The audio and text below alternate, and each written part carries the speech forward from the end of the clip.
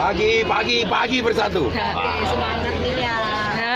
Sejauh apa tadi dayungnya? Lumayan. Kita memberikan semangat kepada peserta Trijaya Ranau Grand Pondo.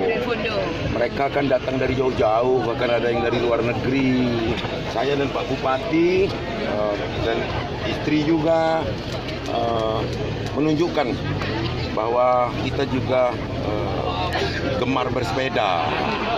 Tapi saya bangga dengan masyarakat Ranau Oku Selatan ini yang begitu ramah terhadap tamu-tamu. Sampai dengan saat ini alhamdulillah saya tidak mendengar ada komplain dari para pendatang.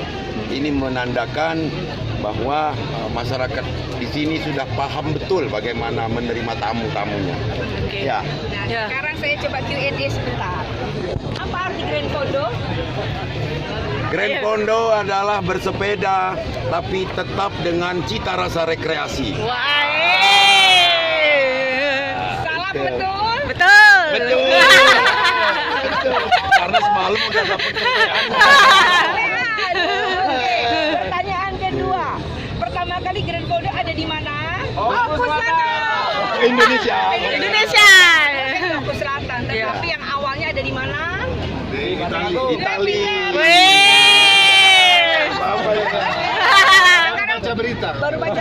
Pak Mabuk kita tes pulau. Iya. Pak Mabuk juga mau. Tahun berapa Grand Pondo pertama di Itali? Ayo. Tahun 81. 81. Benar nggak? Salah.